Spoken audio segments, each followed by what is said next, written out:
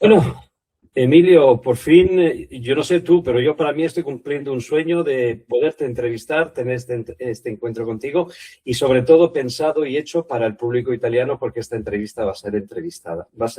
La voy a traducir, la editaré traduciéndola, poniendo yo la voz sobre ti. Entonces, como en Italia no te conocen, pero aquí en España sí, puedes hablar a la persona que te escucha. ¿Quién eres tú? ¿Quién es Emilio Carrillo Benito?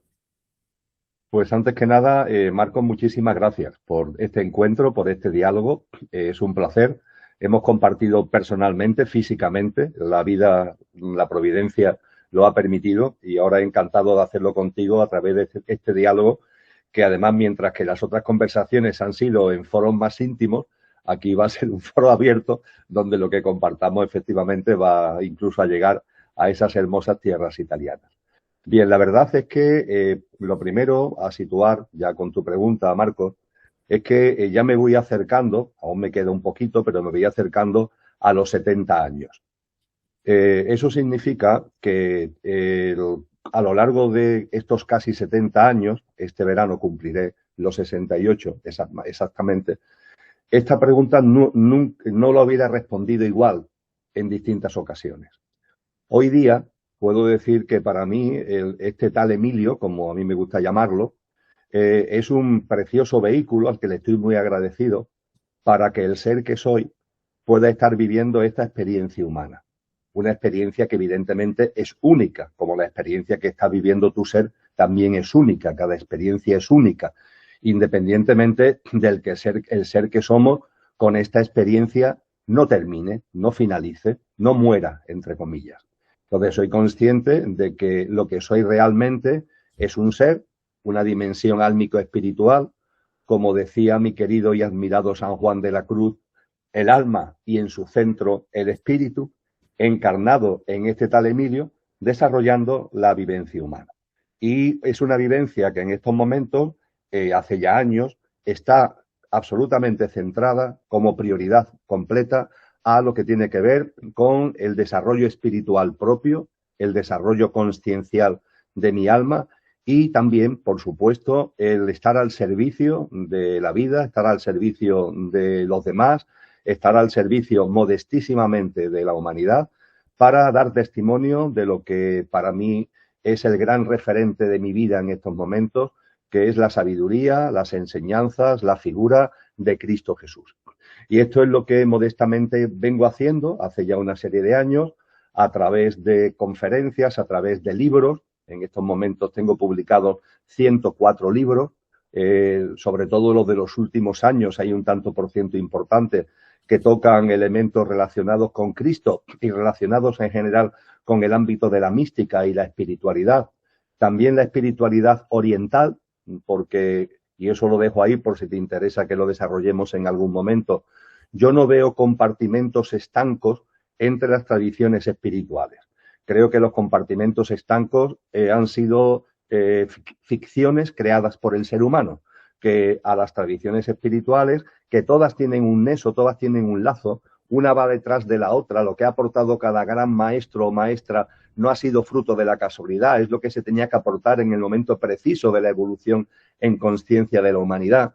Y me gusta esto ponerlo en valor, el percibir que el verdadero ecumenismo no es que unos teóricos cajones desastre, una religión por aquí, otra religión por allí, otra religión por allá. No creo que el ecumenismo sea que las religiones se lleven bien entre ellas, sino que siempre está bien, por supuesto, sino que creo que el verdadero ecumenismo tiene que ver con la puesta en valor de la sabiduría profunda que hay en todas las tradiciones y cómo las distintas tradiciones van sucediéndose, una complementando a la otra hasta que finalmente tiene lugar el evento crístico. Y en ese sentido, pues, y termino ya, Marcos, si tuviera que hablar del Emilio personaje, bueno, pues podríamos decir que es un Emilio que en estos momentos, desde el punto de vista laboral, está ya en situación de jubilación. En castellano el término es precioso, el júbilo de no tener ya una agenda predeterminada, sino a organizar mi vida con la prioridad que acabo de compartir, como acabo de hacer referencia. Y mientras que no estuve jubilado, pues He sido economista, profesor en la universidad, técnico de la Administración General, consultor de Naciones Unidas. He tenido responsabilidades también políticas en una época en la que me dio por ahí, que después ya abandoné por completo y no he querido nunca saber nada de la actividad política. En fin, que ha sido una vida intensa. Tengo 3 hijos, tengo una pareja maravillosa, mi esposa Lola, que respira lo mismo que yo, que hacemos trabajo juntos, que publicamos juntos. Como tú sabes, hacemos también seminarios y talleres juntos y es otro regalo de los muchos, de las muchas bendiciones que la vida me está dando, y hoy la vida me está dando este precioso regalo de compartir contigo. Es que, de hecho, has hecho la síntesis de lo que sabía de ti y querías que comentase, porque mi primera pregunta iba justamente en base a lo que estabas diciendo. Es decir, hay como 2 Emilios en una misma vida, pero que uno enlaza perfectamente con el otro. Es decir, porque el que eres ahora se sirve de la experiencia, del aprendizaje del que fuiste antes. Porque hay un momento en tu vida que tienes una experiencia trascendental, de la que si quieres puedes comentar algo, porque te produce un cambio trascendental, no solo de vida, sino también, me imagino, de consciencia. Es decir, hay un momento que hay un punto de inflexión en el que eres otro y te cambia completamente tu consciencia. ¿Puedes comentar algo de eso al respecto? En las tradiciones orientales, a las que hacíamos mención hace un momento, hay 2 términos que yo lo uso mucho para mi propio entendimiento de mi devenir existencial en este tal Emilio. Que son karma y dharma, con K de kilo y con D de dado. Las tradiciones dicen que las almas no encarnan por casualidad. Un alma que con el espíritu en su centro, no se nos debe olvidar la divina esencia, como también decía San Juan de la Cruz, se proyecta a este plano y encarna en un personaje, encarna en un pequeño yo físico, emocional y mental y energético. Tiene un propósito. El propósito del alma siempre es avanzar en autoconciencia, pero diríamos que el Dharma es como la concreción más específica en función de cada alma, del nivel que ya cada alma tenga en su proceso evolutivo a través de las reencarnaciones y su concreción en la nueva vida. Eso es el Dharma. Y el karma es que de vidas anteriores quedan experiencias que tienen que seguir desenvolviéndose. Es decir, son como causas-efectos que vienen de vidas de atrás y que no han terminado de completarse, no han terminado de culminarse en vidas anteriores. Pueden ser de vibración densa o de vibración alta, lo que se llama karma positivo o karma negativo. El karma positivo son experiencias que tienen una alta frecuencia vibratoria y que te siguen acompañando de una vida anterior de alguna manera, y karma negativo son experiencias densas, simplemente densas, que también te acompañan de vidas anteriores. Pues bien, dicho esto, Marcos, en mi vida hay 3 fases claramente diferenciadas. Hay una primera fase que se desarrolla hasta los 16 años, 15, 16 años aproximadamente, que es donde el Dharma tiene un protagonismo completo. Soy un niño pequeño, soy un adolescente, soy un inicio de joven, muy espiritual, con la figura de Cristo muy presente. Yo recuerdo antes de entrar en clase en el colegio, pasarme por la capilla que había en el colegio a estar por lo menos 15 minutos con Jesús todas las mañanas. Formaba parte, no es que nadie me obligara, salía de mí. Incluso eso se plasmó en una vocación sacerdotal.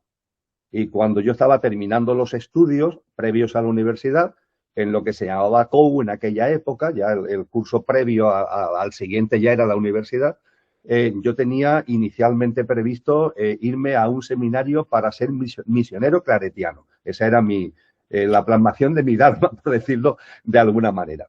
No obstante, la reflexión individual, que no tuve ningún tipo de objeción, ni familiar, ni por parte de los sacerdotes a los que yo conocía, mi reflexión personal de que no era capaz de gestionar el celibato, es decir, la percepción que yo tuve ahí, 15, 16 años, de que el celibato me era muy difícil de gestionar, preferí parar esa decisión, darle un tiempo, y entonces empecé estudios de economía en la universidad. Me matriculé en Ciencias Económicas y Empresariales, y a partir de ahí, eso además, yo tengo el carnet de primero de Ciencias Económicas y Empresariales con 16 añitos. Soy un pequeñajo, pero ya estoy en la universidad.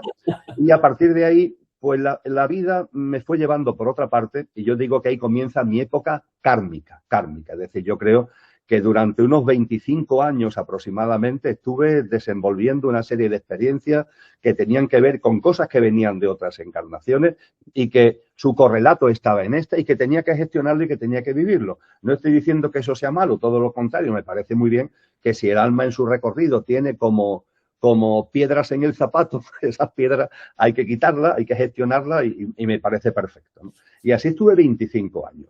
Esos son los años de economista, de profesor, de político, de consultor internacional, muchos viajes, muchas vueltas al mundo, dando muchas conferencias, también publicando mucho, pero en ámbitos técnicos, hacienda pública, desarrollo local, economía política, que era la materia que fundamentalmente ha centrado mi docencia universitaria durante 31 años en la Facultad de Derecho de la Universidad de Sevilla,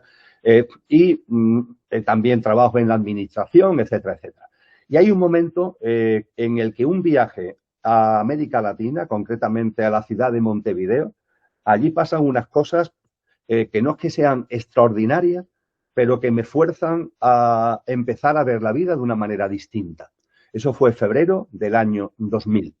Y a partir de la vuelta de ese viaje, comenzando como punto de arranque, además lo recuerdo perfectamente, un texto que es el Kybalión, el texto que resume los principios herméticos, que aparece en Montevideo en mi vida con una fuerza inmensa, cuando no tenía por qué, porque yo iba a hacer un plan estratégico de desarrollo económico para el departamento de Rivera, que está en el norte de Uruguay, en la frontera con Brasil, donde estuve un par de semanas trabajando con la intendencia de aquel lugar. Bueno, pues en Montevideo aparece el Kybalión por una serie de cosas, y ahí veo que hay algo como que está latiendo dentro de mí, como que hay un recuerdo de un libro que yo nunca estoy convencido que nunca he leído, pero lo que ahí se dice me suena una barbaridad, es como si lo conociera con profundidad, y ahí hay un clic en mi vida, Marco. Ahí hay un clic que va haciéndose lentamente, no es un clic precipitado, pero a partir de febrero del año 2000, lo kármico empieza a irse a un segundo plano y poco a poco empieza a aparecer otra vez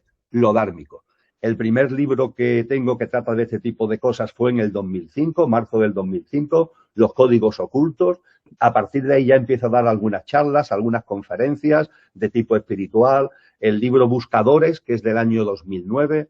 Y en ese año 2009, ese camino que se va labrando desde el 2000 me lleva a tener la voluntad de dejar todo lo que estaba haciendo hasta ese momento. Dejar la docencia universitaria, dejar las responsabilidades políticas. Yo era vicealcalde de Sevilla, de la ciudad de Sevilla en aquel momento. Dejar todo.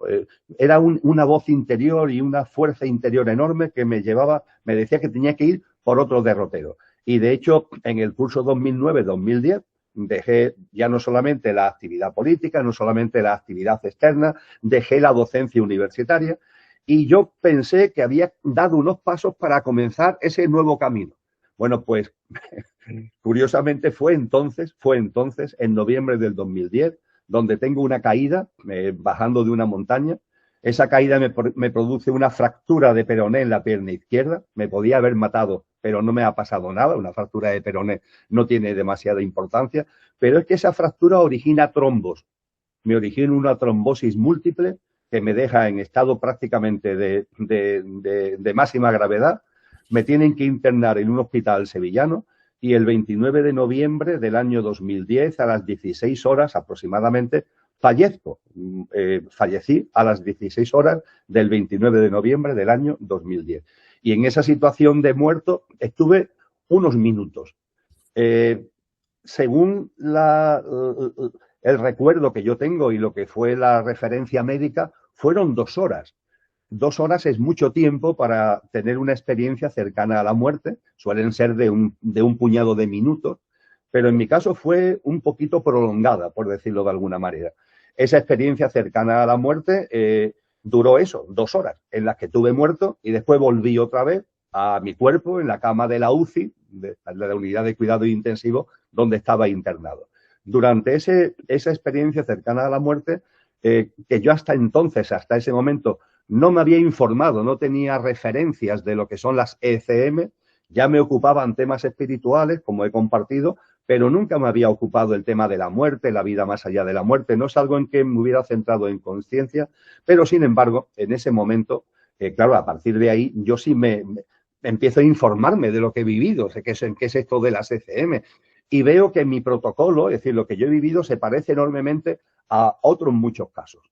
El salir del cuerpo, el percibir que ya tu cuerpo está en la cama del hospital y lo que tú eres, el ser que eres, está fuera, percibir que ese ser no tiene una presencia física, que es una especie como de bola de luz, por decirlo de alguna forma, el percibir el recuerdo de todo lo que has vivido, un recuerdo en conciencia de todo lo que había sido mi vida, con mucho detalle, pero en un instante, Marcos, es como si tuviera mi vida en un chip, me tomo un vaso de agua, me trago el chip y entonces, ¡pum!, en una ráfaga mental viera toda mi vida, todo lo que había hecho.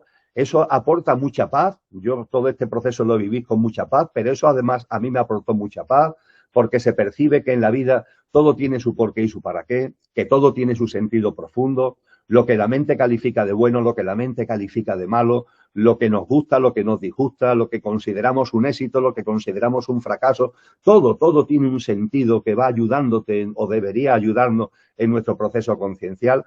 A partir de ahí también me vi acompañado, ahí estaba la forma de luz del alma que encarnada había sido mi madre, la forma de luz que da del alma que había sido mi padre, y de esa forma voy accediendo al denominado túnel de luz, que no es que sea un túnel, es que lo que tienes delante, que es el plano de luz, lo que el cristianismo llama cielo, lo que los orientales llaman Devachan, tiene tanta luz, que desde donde vamos para allá es como si eso da un efecto de haz de luz, de túnel de luz que te lleva hacia allá, ¿no? Pero no se debe a que aquí haya oscuridad, sino se debe a la enorme luz que hay allí. Y cuando estoy ya en ese punto donde ya se puede decir que estoy al borde de la entrada en el plano de luz, percibo una gran fuerza que nos está como rodeando, digo está, porque no solamente en mi caso, también en las almas de mi madre y de mi padre que me acompañan, la luz que somos empieza como a reverdecer, como a hacerse radiante, y esa fuerza inmensa se concentra y en un momento determinado yo percibo delante a esa forma de luz y en la forma de luz con toda claridad a Cristo, con toda claridad, con toda claridad. Y con Cristo delante hay un diálogo, una comunicación en conciencia. Ahí evidentemente no hay cuerpo, no hay voz, pero hay conciencia y una comunicación en conciencia. No hay formas físicas, pero hay como una fragancia que hace que la conciencia pueda percibir una forma que no existe porque es luz. Es como cuando olemos una comida y en nuestra mente aparece la comida no está delante, pero la fragancia te permite ver la comida, por así decir. Así había visto a mi padre y a mi madre en esas formas de luz álmica con la que se presentaron y a Cristo lo veo nítidamente, Marcos, con mucha nitidez, con mucha claridad. Y hay una mínima conversación donde Cristo se interesa y me pregunta que cómo me encuentro. Y ya me lo habían preguntado antes las almas de mis padres y le contestó la verdad que me encuentro en paz, en mucha paz y en mucha armonía. Y me dice Cristo, ¿y si volvieras, seguirías en esa paz? Y mi contestación, Marco, fue sí, creo que sí. Dice, pues entonces vuelve. Y en ese mismo momento me volví a encontrar en la cama de la UCI, terminando la experiencia cercana a la muerte y recobrándola en ese mismo momento. El proceso de recuperación física fue muy lento. Estuve 11 meses, desde noviembre del 2010 hasta septiembre del 2011, para recuperar una vida, entre comillas, normal. Los efectos, las secuelas físicas fueron muy fuertes, me dieron de alta para la Navidad, pero hasta el mes de febrero no pude prácticamente salir de la cama en casa, andar 10 metros me resultaba agotador. Fue un proceso lento en recuperación física, pero hermosísimo espiritualmente. Le estoy agradecidísimo a la vida de haberme hecho este regalo, de lo que fue la experiencia cercana a la muerte, este encuentro tan directo con Cristo durante la misma y esos meses de mucho encuentro interior, de mucha lectura, de mucha meditación, de mucha reflexión. Y ahí se produjo ese clic al que tú hacías referencia. Ahí ya sí, ahí ya. Fíjate que no es que hubiera... yo ya había iniciado el camino espiritual, por decirlo de alguna manera. Pero claro, esta experiencia hace que ya la prioridad en mi vida sea completa. Y desde entonces ha ido a más y ha ido a más, ¿no? Y había pasado aproximadamente un año de la ECM cuando yo hago todas las mañanas oración, introspección, respiración consciente, meditación, todas las mañanas, desde aquella época le dedico un rato extenso, todo lo extenso que puedo, y había pasado aproximadamente un año cuando Cristo vuelve a aparecer en una de esos estados. Fue en este mismo sillón en el que estoy ahora sentado, no en este mismo sitio, pero sí en este mismo sillón, donde estando en proceso de meditación, vuelve a producirse esa presencia de esa fuerza que empieza como a envolverme y la presencia de Cristo. Y ahí se vuelve a producir la misma comunicación que tuve durante la ECM. Y la comunicación se resume, no me quiero enrollar demasiado, ya termino, se resume de la siguiente forma. Me dice Cristo: Emilio, volviste y ni preguntaste por qué ni para qué. Volviste. Y ha pasado casi un año y no has preguntado nada. Has iniciado una nueva fase vital, está claro, pero no has preguntado nada. Digo, es verdad, no he preguntado nada. No, es que no tengo curiosidad, fue lo que le dije. Me imagino que hay un sentido profundo, no quiero darle pábulo a la mente, ¿no? Dice, bueno, pues ya que no tienes curiosidad, te lo voy a decir. Dice, has vuelto para dos cosas. Primero, para transmitir seguridad a los demás. Transmitir seguridad a los demás. Hay muchas personas que están viviendo experiencias muy potentes. Muchas personas que están tocando lo sobrenatural con sus dedos cotidianamente, pero les cuesta trabajo creerlo. Hay tanto influjo en esta sociedad de materialismo, de matar la percepción de lo divino, de alejar lo sobrenatural, que a personas que están viviendo experiencias que deben nutrirlas a ellas y nutrirlas a los demás, sin embargo le ponen como un interrogante, no terminan de integrarlo. Tú vas a vivir experiencias, me dice Cristo, que no son tanto para ti, que también, como para que las compartas, Y desde entonces, modestamente, Marcos, es lo que estoy haciendo a través de todas las actividades que tú antes de algún modo ya citabas. Y la segunda cosa, que es lo que interiormente, siendo esto significativo, lo acabo de comentar, pero lo otro es lo que a mí más me removió, entre comillas, dice, y has vuelto a gozar, a darte la gozada, a vivir la vida con gozo, y yo vivirla contigo. Vivir la vida con gozo y yo vivirla contigo. Y es verdad, Marcos, que desde entonces para acá, estamos hablando del otoño del 2011, han pasado, pronto harán 15 años. Y en mi vida ha habido de todo, lo que la mente llama bueno, lo que la mente llama malo, en mi vida ha habido de todo. Pero es verdad que ha habido un hilo conductor, que es ese gozo. Ese vivir siempre en un estado como de gracia, como un estado de paz interior profunda, ese estado que el hinduismo llama Shanti, de profunda paz. Esa paz me ha venido acompañando y me sigue acompañando sin solución de continuidad, sin corte ninguno. Ese estado que en el budismo se llama de Ananda, que es un estado como de felicidad incausada, no depende de que las cosas vayan bien, no depende de que las cosas vayan mal, sino que es algo interior del ser. Y bueno, pues en ese estado es el que pongo al servicio de lo que hago, de la labor que realizo, siempre con mucha modestia y siempre sabiendo que intento dar testimonio de algo tan espectacular como es Cristo, también de todos los órdenes, que hay muchos, los órdenes celestiales, angelicales, todas las figuras como la figura de María, que para mí tiene muchísima importancia, grandes almas como puede ser Buda Gautama, como puede ser Lao Tse, como puede ser Pitágoras, como puede ser Leonardo da Vinci o San Juan de la Cruz, que están muy presentes en mi vida y en mi devenir cotidiano. Y bueno, pues aquí andamos viviendo esta vida con la mayor plenitud que me es posible, que yo creo que es bastante significativa, porque me siento muy apoyado y muy ayudado por los órdenes celestiales. Yo, a nivel personal, te digo que yo sabía que habías tenido una experiencia trascendental. Nunca había, de las cosas que había sabido de ti, vídeos, entrevistas, nunca te la había oído contar digamos, con la profundización, con el detalle que has explicado ahora, y lo cual te agradezco porque estás compartiendo y me permite entender lo que yo he visto de ti cuando te conocí, que me atrajo tu forma de ser, tu forma de hacer y lo que hablas, es decir, el cambio de conciencia que se produce en ti.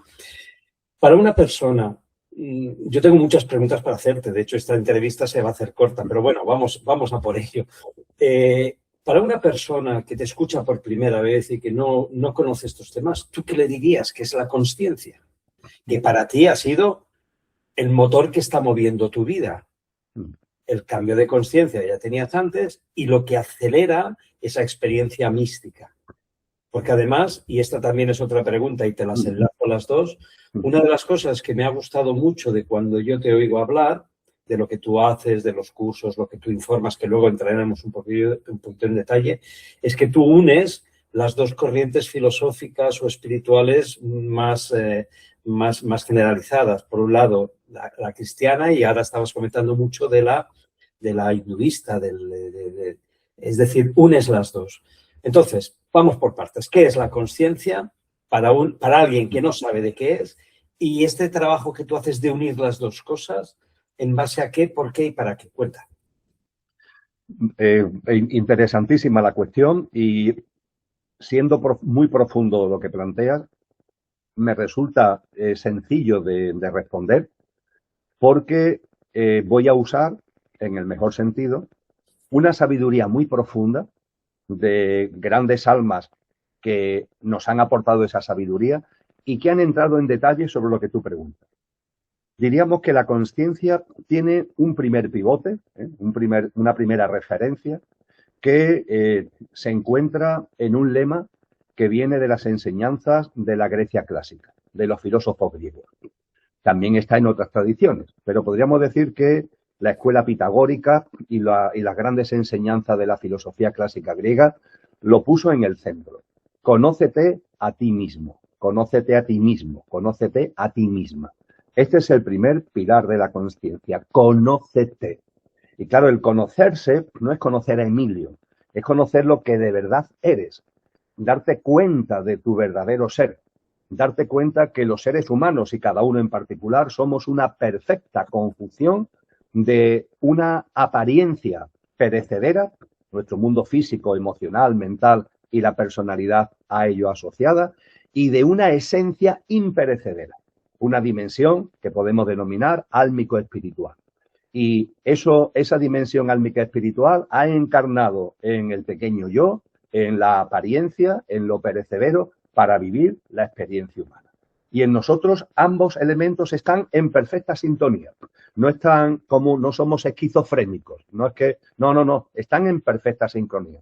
Y el conócete a ti mismo te debe llevar a tomar conciencia de esto y a vivir en coherencia con esta conciencia. Es decir, en la medida en que te das cuenta de que en mí y en ti hay un ser encarnado en un estar perecedero, un ser imperecedero, en la medida en que te das cuenta de esto, que sea el ser quien lleva el mando de tu vida, no el estar. Desgraciadamente, en muchas ocasiones, ¿qué sucede? Que olvidamos el ser, nos aferramos al estar y vivimos en función de nuestro pequeño yo. La consciencia, en su primer eje, es darle la vuelta a esto, darte cuenta de que el pequeño yo es magnífico, por favor, el personaje, pero tiene que estar al servicio del ser. Este es el primer pilar de la consciencia. Segundo pilar de la consciencia, muy importante, conocer la realidad que te rodea. Esto es fundamental y a veces en la consciencia, Marco, en el movimiento de consciencia, esto se olvida. Porque el conócete a ti mismo conlleva una mirada interior, una mirada hacia adentro, un reconocimiento de tu ser, etcétera, etcétera, como acabo de compartir.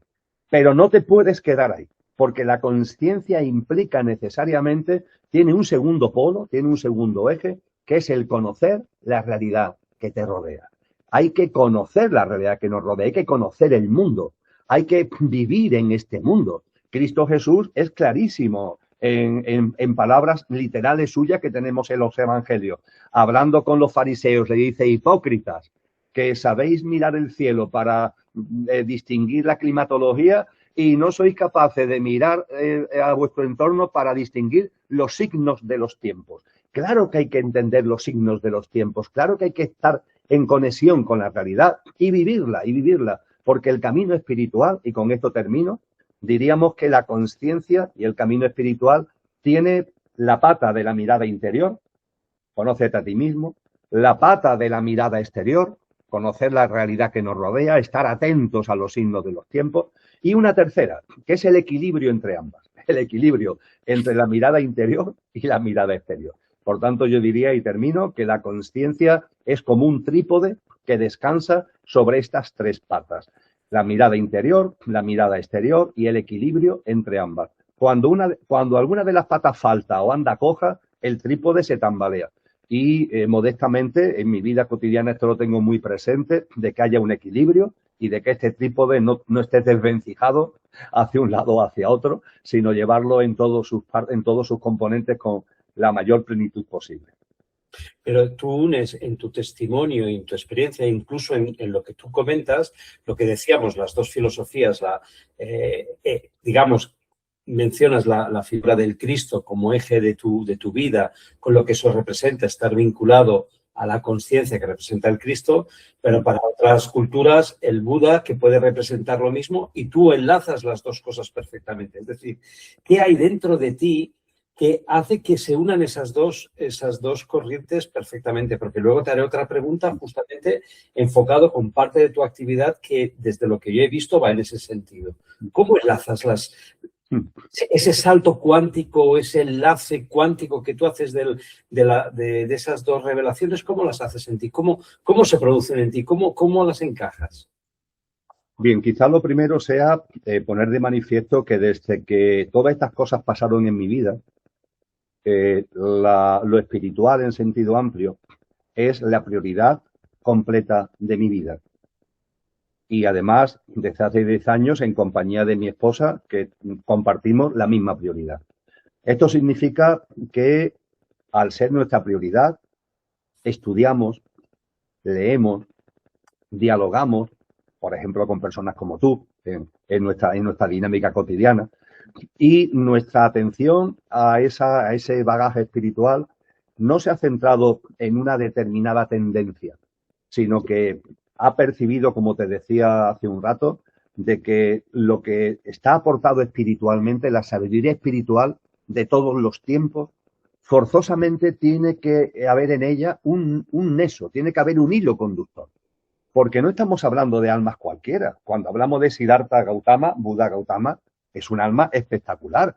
Y cuando hablamos de Lao Tse, cuando hablamos de Zoroastro, y cuando hablamos de los profetas hebreos, y cuando hablamos de toda la gente maravillosa que puso en marcha la escuela de las 100 flores de la filosofía china, o la escuela de misterio en Egipto y la escuela de misterio en Grecia, o cuando hablamos de Pitágoras, cuando hablamos de Parménides, no estamos hablando de almas cualesquiera o de Platón o de Sócrates, su maestro. Estamos hablando de almas impresionantes. Y esas almas no encarnan por encarnar, ni enseñan lo que enseñan por casualidad, porque se les ocurra, ni están aislados entre sí. Hay que elevar la mirada, hay que percibir que hay un mundo espiritual, que hay un plano espiritual. Y desde ese plano espiritual hay como una especie de guía continua a la humanidad, respetando el libre albedrío, por supuesto, de cada alma encarnada, de cada ser humano. Pero hay como una orientación, como una guía, como una lluvia preciosa que va cayendo, ¿no? Y esa lluvia cae con las características, con los contenidos que en cada momento son pertinentes según el estado de conciencia, según la conciencia humana. Y ciertamente, entre el siglo V-VI antes de Cristo, donde el alma inmensa de Buda Gautama da un empujón inmenso a este proceso, podemos percibir cómo en distintas partes del mundo van encarnando estas bellas almas, van cada una aportando unas enseñanzas que en el estudio profundo que hemos intentado hacer al respecto, no solamente no es contradictoria, sino que, insisto, tiene un hilo conductor. Nosotros hemos publicado libros de yoga, pongamos por caso. Hemos estudiado el yoga y hemos publicado libros de yoga. La práctica de meditación, entre comillas, budista, está en mi práctica de vida cotidiana. En otro libro, en Sin Mentes y Lenguajes sin Tiempo, la tradición advaitia está muy presente, ¿no?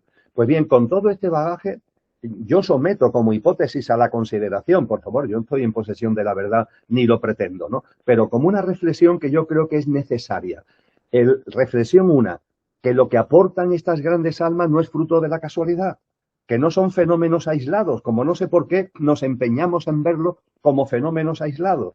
Y si no fuera suficiente el sentido común, invito a la gran obra Historia de la Filosofía de Karl Jaspers, de 1930 y tanto, en donde él, estudiando toda la historia de la filosofía, percibe, se da cuenta cómo entre el siglo V, VI antes de Cristo y el siglo I antes de Cristo hay una serie de aportaciones que cambian por completo la conciencia humana, la forma de entender la espiritualidad, que antes era fundamentalmente a través del símbolo, el mito y el ritual, y a partir de esas grandes almas todo se transforma, ya se nos habla del discernimiento, de la disquisición, de la inducción y de la deducción, de la inspiración, cambia por completo. También Karen Armstrong, una estudiosa de las religiones, que ella es contemporánea nuestra, vive actualmente, tiene escrito un libro precioso que se llama La Gran Transformación, que habla precisamente de todas estas aportaciones en unos pocos siglos. Y en el argot que utilizamos Lola y yo, Marcos, a esto le llamamos el plan cósmico, por llamarlo de alguna manera, ¿eh? Es una pura terminología para entenderlo, plan cósmico. Todas las enseñanzas que arrancan fundamentalmente a partir de personajes como fue Buda Gautama y fundamentalmente también Pitágoras y la Academia Pitagórica, y cómo hay una sucesión de maestros, una sucesión de enseñanzas que van complementándose y que culminan finalmente en lo que nosotros llamamos el plan de salvación. El plan de salvación, que es el evento crístico, el momento en el que se ha preparado el terreno, el plan cósmico prepara el terreno, para que el verbo divino pueda encarnarse en un ser humano. Que, por cierto, cómo el verbo divino puede encarnarse en el ser humano, donde te lo encuentras explicado no es en la teología cristiana, que habla de esa precipitación del verbo, pero no explica metafísicamente cómo eso es posible. Te lo encuentras en el hinduismo. La tradición hindú sí te habla con claridad de lo que es la dimensión de las grandes fuerzas, de las grandes fuerzas celestiales, vamos a llamarlo así, la dimensión nirguna, es decir, sin forma, pero la capacidad que tienen de tomar forma, la dimensión saguna, nirguna y saguna. Y la encarnación de Cristo en Jesús, Cristo Jesús, es la dimensión saguna de algo que tiene su dimensión nirguna, obviamente, que es el verbo divino. Y la encarnación de Cristo Jesús es un evento único en la historia de la humanidad que culmina lo que se ha ido preparando en el plan cósmico. La encarnación de Cristo no es para crear ninguna religión en absoluto. El cristianismo es un evento, no es una religión, que complementa y culmina todo lo que antes se había enseñado. Y de esa manera se puede entender maravillosa y preciosamente las enseñanzas de Cristo. Pero hay que ver todo el Cristo es como en mi época universitaria, recordando mi época universitaria, es como el catedrático más sobresaliente que da en el último curso. Una asignatura que se desarrolla a lo largo de primero, segundo, tercero, cuarto y quinto. Bueno, pues en quinto, la asignatura de economía política la da el catedrático más sabio, por así decir. Y claro, el catedrático más sabio en quinto no repite lo que se ha dado en cuarto, ni en tercero, ni en segundo, ni en primero. Cristo, cuando dice estar atento a los signos de los tiempos, utiliza el término griego kairón, que es el tiempo espiritual.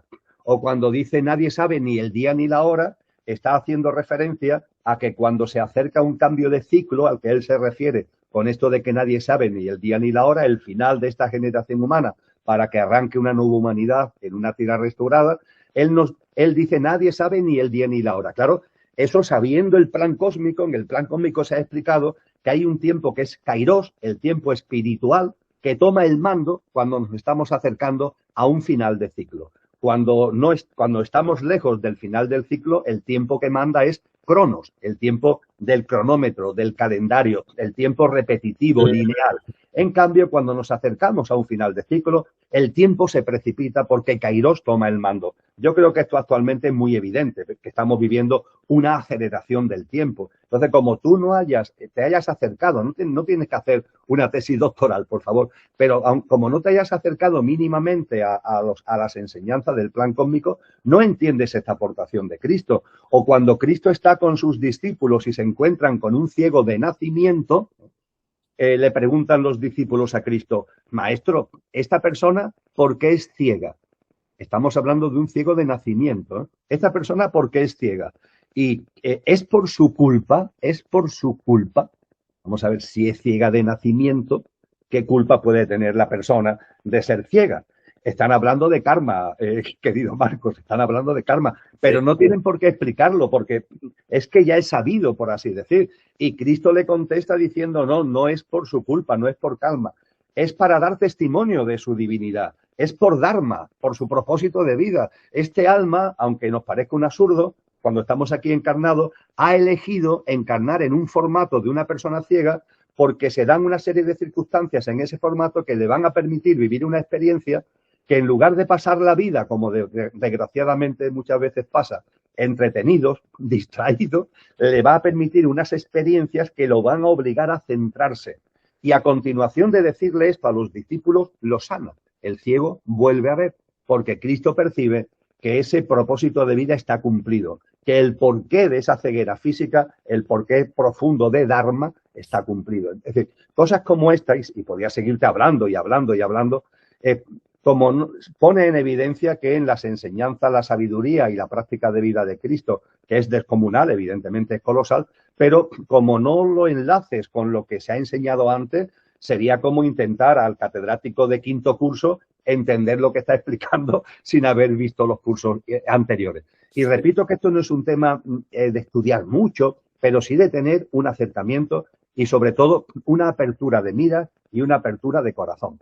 Yo veo que la gente se acerca a una tradición y se encierra en la tradición. Se acerca a un determinado maestro y se encierra en ese maestro. Los maestros se han caracterizado siempre por todo lo contrario. En dar sus enseñanzas y en llamar a abrir la consciencia. Porque la consciencia, y termino recordando el libro de la rebelión de los brujos, que en los años 70 marcó un antes y un después, allí los autores hacen una dedicatoria que ellos hablan de la inteligencia. Permítanme que yo lo pase a la consciencia. Cuando se dice la consciencia es como un paracaídas, solo funciona cuando se abre.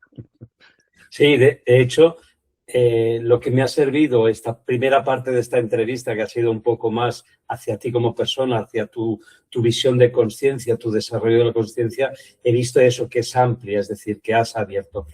Ahora quisiera entrar ya para seguir con esta parte de la entrevista, que tiene un límite de tiempo porque escucharte es un placer, hablar contigo es escuchar sabiduría. Quisiera centrarme un poquito en el aspecto externo, es decir, Emilio Carrillo en un momento determinado tiene una experiencia que le transforma su vida, su conciencia y con ello su vida. Ahora tienes una actividad pública muy desarrollada. Eres conferenciante, haces retiros, haces talleres, haces entrevistas. Tienes un proyecto que se llama Consciencia y Sociedad Distópica. ¿Puedes hablar un poco de él y cómo esa consciencia que tú has desarrollado la manifiestas a través de ese proyecto? Compartí anteriormente que la consciencia es un trípode que debe implicar mirada interior, mirada exterior y equilibrio entre lo interior y lo exterior. Desarrollo actividades de índole espiritual, de mirada interior, a través de lo que hemos denominado la Academia de la Consciencia. Esa Academia de la Consciencia que tenemos ubicada en la Hospedería del Silencio, que tú conoces perfectamente, y que es para nosotros como el referente, aunque no solamente impartimos actividades, compartimos retiros o conferencias solamente allí. Yo me desplazo a muchos puntos para hacer ese compartir. Pero podríamos decir que la Academia de la Consciencia es el eje fundamental de ese pivote de la mirada interior de la consciencia en mi actividad cotidiana. El otro elemento que tú has comentado, el proyecto de investigación Consciencia y Sociedad Distópica, es el eje de la consciencia como mirada exterior. Compartíamos antes que hay que conocer el mundo en el que vivimos, hay que estar atento a los signos de los tiempos. Y en el año 2018, Lola y yo percibimos la realidad de una distopía creciente e irreversible en la realidad humana. Una distopía, no hacía falta tener una gran mirada profunda para darse cuenta, pero no era tan así en el año 2018. En el año 2018 no se hablaba mucho de distopía, estaba ya aquí, pero no. Incluso el término era poco usado. Hemos hecho un seguimiento, ¿no? Como en los medios de comunicación, en las publicaciones, el término distopía se ha incrementado su presencia enormemente en esta última década. Entonces, en aquellos tiempos no se hablaba tanto de ello, aunque evidentemente la distopía estaba aquí. Pero es que esa distopía además percibimos que era como un huracán de magnitud aceleradamente creciente. Y percibimos que esa distopía, como huracán de magnitud aceleradamente creciente, a su vez encajaba con determinadas señas, con determinadas señales que cuando Cristo nos habla de los signos de los tiempos, pone sobre la mesa. Y también con determinados signos y señales que en el plan cósmico otras almas han puesto sobre la mesa. Bueno, a partir de ahí, lo que nos pareció necesario era poner en marcha un proyecto de investigación serio donde se estudiara si de verdad estamos en una distopía y si esa distopía es cierta, cómo se plasma en los distintos ámbitos. Entonces, de hecho, el proyecto, desde su inicio en el 2018, tiene una serie de ámbitos temáticos que nos sirven de guía. Está la economía, está la política, está la sociedad, tecnologías, ecología, salud, espiritualidad, y a través de estos ámbitos temáticos hemos ido ahondando en todos ellos. Esto lo hemos hecho a través de publicaciones. El proyecto tiene una biblioteca propia. Ya llevamos 11 libros publicados desde el año 2018 para acá. Hay una serie de coordinadores temáticos que forman parte con Lola y conmigo del equipo de dirección, todo de forma absolutamente altruista, es decir, no, el proyecto se autofinancia porque no necesita dinero, es decir, porque nadie cobra nada, todo lo hacemos por gozo y lo hacemos con la contrapartida del disfrute y del gozo en conciencia que ello implica, e igualmente el proyecto se ha ido plasmando, por ejemplo, en 2 congresos internacionales que hemos ya desarrollado, muy masivos en cuanto a participación, y en un difundir a través también de redes sociales, de artículos, dándole mucha importancia, aunque también hay material audiovisual, los congresos todos están en material audiovisual, pongamos por caso, pero dándole mucha importancia, y concluyo, Marcos, también a lo escrito, al texto escrito. Uno de los elementos de la distopía es que lo escrito en papel está perdiendo significación. Y no es que las redes sociales estén mal, por favor, todo lo contrario, la utilizamos por completo. No es que lo audiovisual esté mal, aquí estamos tú y yo y estoy encantado de compartirlo, pero no deberíamos perder la referencia de lo textual, del texto, de lo escrito, ¿no? Y este proyecto tiene en la comunidad en Telegram, tiene una comunidad, la Conciencia y Sociedad Distópica está en Telegram, y que está abierta, es gratuita por completo, y lo que hacemos, tiene más de 5.000 participantes, y lo que hacemos en esa comunidad es precisamente al menos una vez a la semana, a veces 2, pero normalmente los jueves por la mañana, es compartir un artículo, ¿eh? Porque nos parece un artículo que tiene que ver con la situación que vive el mundo en los distintos ámbitos temáticos que estamos compartiendo, ¿no? Y es que es importante para nosotros lo que es el texto, de ahí también que tenga el proyecto una biblioteca, que hayamos publicado 11 libros dentro del proyecto, aunque por supuesto también está lo audiovisual que le damos mucha importancia. Para los más interesados, el proyecto, además de estar en Telegram, tiene una página web, sociedaddistópica.com, es la página web del proyecto donde cualquier interesado o interesada puede encontrar todo lo que hemos hecho. Ahí está todo el material de todo lo que hemos ido poniendo sobre la mesa en los 8 años que ya va a hacer pronto que el proyecto se puso en funcionamiento.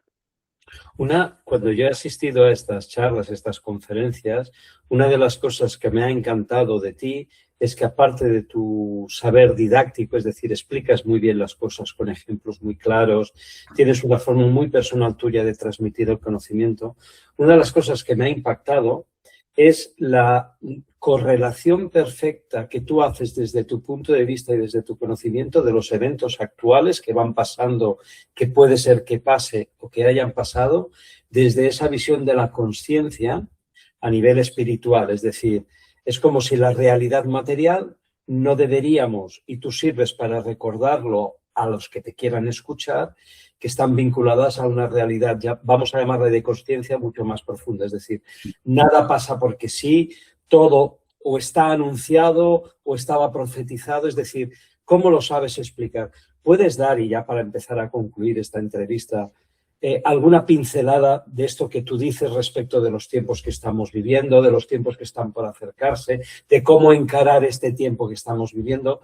Porque puede ser, ya es una reflexión mía personal, el hecho de que tú hayas tenido la oportunidad de esa experiencia de la muerte, volver a la vida, es para dar vida a los que estamos entre todos, aquí, en esta vida que parece que anuncia más muerte que vida. ¿Puedes dar así una pequeña síntesis y luego ya daré luego después los datos para que te contacten o para que te investiguen o para que sepan de ti? ¿Puedes hacer, como dicen en Cataluña, un cinc cèntims? El telón de fondo sería el siguiente, Marco. Hay que entender que figuras tan extraordinarias como la de Cristo Jesús y otras figuras espirituales no hacen profecías, no hacen profecías. Y por supuesto no hacen adivinanzas. Lo que tienen es una sabiduría inmensa que ponen a nuestro servicio sobre cómo evolucionan los ciclos y cómo evoluciona la consciencia. Y nos anuncian eventos precisamente desde la sabiduría de cómo evolucionan los ciclos y de cómo evoluciona la consciencia. Si en el hemisferio norte, donde tú y yo vivimos, aunque sea en distintos puntos de la península ibérica, yo hablo de que dentro de 2 meses va a haber temperaturas más altas que las que hay ahora y vamos a ir más ligero de ropa, aunque ya aquí en Andalucía vamos muy ligero de ropa en esta época, pero en fin, si yo hago este vaticinio de que dentro de 1 o 2 meses las temperaturas van a subir, etcétera, etcétera, eso no es una profecía, es la sabiduría de cómo evolucionan los ciclos, en este caso los ciclos climatológicos de la primavera, el verano, etcétera, ¿vale? Es decir, cuando nos acercamos a esa sabiduría que pone Cristo y también otras almas grandes a nuestra disposición, no lo veamos como profetas, no veamos como unos señores o señoras que tienen una bola de cristal y son capaces. No, no, no. Lo que tiene es una sabiduría profunda de cómo evolucionan los ciclos y de cómo evoluciona la consciencia. Esto es fundamental tenerlo en cuenta. A partir de ahí, con esa información además, se nos dice claramente que no lo pongamos en calendario, que es un error que estamos ahí. Nuestra mente todo lo quiere poner en calendario. Como decíamos anteriormente recordando a Cristo, nadie sabe ni el día ni la hora donde habrá el gran evento que marcará el antes y el después del final de este ciclo humano y el surgimiento de la nueva humanidad. Entonces, no pienses en calendario, no tenemos que estar en calendario, porque además, si estamos acercándonos al momento de cambio, Cronos no tiene el mando. El tiempo cronológico, lineal, repetitivo, ha pasado a un segundo plano y es Kairos, el tiempo espiritual, el que manda. Con lo que es muy importante atender a las señales que ellos nos indican que serán el indicio o serán la prueba de que estamos en el final de ciclo, ¿no? A partir de ahí, cuando contemplamos lo que está ocurriendo, eso el proyecto Consciencia y Sociedad Distópica ha dado tanta información que yo creo que es bastante evidente, percibimos la verdad de cuando Cristo nos dice será como una especie de parto, algo que va a dar fruto, el fruto va a ser precioso, algo nuevo, lleno de alegría, porque ese algo nuevo es una humanidad ejemplar en una tierra restaurada, pero el proceso estará lleno de removimientos y de contracciones. Y Cristo Jesús y la tradición cristiana, por ejemplo, nos habla de esos removimientos y contracciones. Nos hablan de que habrá un pretendido orden que realmente será de desorden. Se nos habla que los poderosos de este mundo en un momento concreto hablarán de paz y de seguridad, harán una proclamación de paz y seguridad que realmente será todo menos paz y seguridad. Cuando nosotros en el 2018-2020 empezamos a hablar de esto, avisábamos de que se estaba configurando un nuevo orden mundial, que hoy, en el año 2026, ya todos los medios de comunicación hablan del nuevo orden mundial. Pero ya en ese momento, alertando con esta sabiduría a la que te acabo de hacer referencia, que viene de atrás, alertábamos diciendo, pero ojo, que el nuevo orden mundial se querrá vender como orden, como paz, como seguridad, pero realmente esconderá un gran desorden global, un nuevo orden mundial de desorden global. Y podríamos seguir, porque claro, cuando tú analizas toda esta sabiduría, también se nos dice, por ejemplo, que habrá un momento en el que los poderosos de este mundo que gobiernan en la sombra cada vez gobernarán de una forma más clara el mundo como tal, donde la ciudadanía ya cada vez estará más en un segundo lugar. Se nos habla de lo que será la expulsión de lo trascendente, la aparición de lo que en nuestra terminología actualmente llamamos transhumanismo. Todo eso está ya descrito, no en profecía, sino en esa sabiduría a la que te he hecho referencia. E incluso se nos advierte de que llegará un momento ya cuando todo esto está en un avanzado estado, ya cerquita a que se produzca el cambio de ciclo, se nos advierte incluso de que se impondrá una marca, la que el Apocalipsis llama la marca de la bestia, que todos llevaremos o querrán que todos llevemos en la frente o en la mano derecha y sin la que no se podrá ni comprar ni vender, ¿no? Este tipo de cosas están escritas, este tipo de cosas están anunciadas y repito, que no tenemos que verlas como alguien que tiene ahí una bola de cristal o profecías, que yo respeto enormemente las profecías de Nostradamus, pongamos por caso, pero las enseñanzas de Cristo no se corresponden con esto, es otra cosa, pertenece a otro ámbito distinto. Yo no critico a Nostradamus, pero esto es otra cosa distinta y tiene que ver, repito, no me cansaré de decirlo porque creo que es fundamental, con una sabiduría, la sabiduría de cómo evolucionan los ciclos y de cómo evoluciona la consciencia. Cuando se tiene esa sabiduría, como ocurre con las estaciones climáticas, pongamos por caso, primavera, verano, otoño, etcétera, eres capaz de decir cosas que van a suceder, pero no porque estés haciendo adivinanzas, sino porque hay un conocimiento cierto fruto de esa sabiduría. Y ya para concluir, porque ya llevamos casi una hora y ese tiempo que nos habíamos otorgado para esta charla, que vuelvo a decir, sería para hablar horas y horas, vamos a intercambiar los papeles. Imagínate que eres tú, que tú soy yo, y que te haces una pregunta a ti mismo, que es la que va a servir como colofón de esta entrevista y que sería lo que a ti te gustaría preguntarte a ti mismo. ¿Qué te preguntarías? Emilio, ¿qué se preguntaría a sí mismo para escucharlo a modo de colofón de este encuentro por el que te lo agradezco desde el corazón? Pues fíjate, Marcos, es un tema que recientemente lo dialogaba con un amigo. Vamos, precisamente este fin de semana que hemos estado en un retiro en la Hospedería del Silencio, lo dialogaba con un amigo. Hay un momento determinado en mi vida, respondiéndote directamente, en el que ya no hay preguntas, no hay preguntas.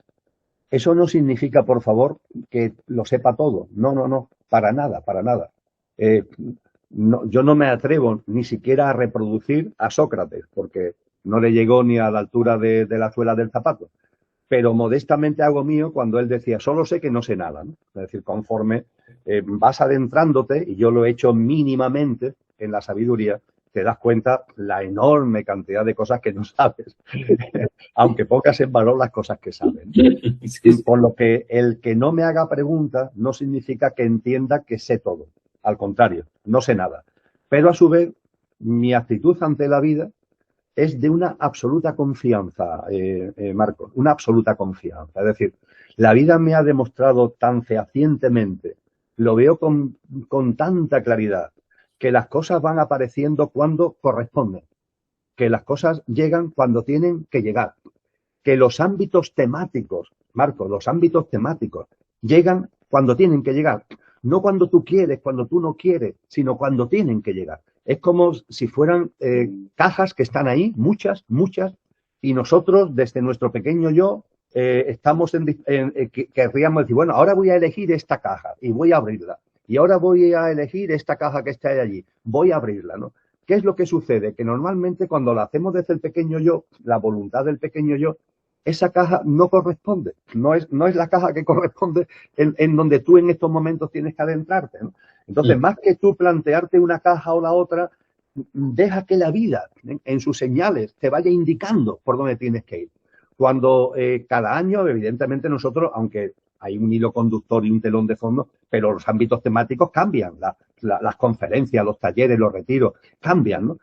¿Por qué elegimos un tema o por qué elegimos otro? Es decir, el próximo retiro en la hospedería, el de finales de mayo, sobre la figura de María, la Madre de Jesús. ¿He elegido yo la figura de María, la Madre de Jesús, como una caja que quería coger, que quería tocar, que quería abrir? No, viene ella, viene la caja, viene el tema. Y eso, como ya me ha pasado tantas veces, también le ha pasado a Lola, es nuestra forma de ver. Es decir, no nos hacemos preguntas.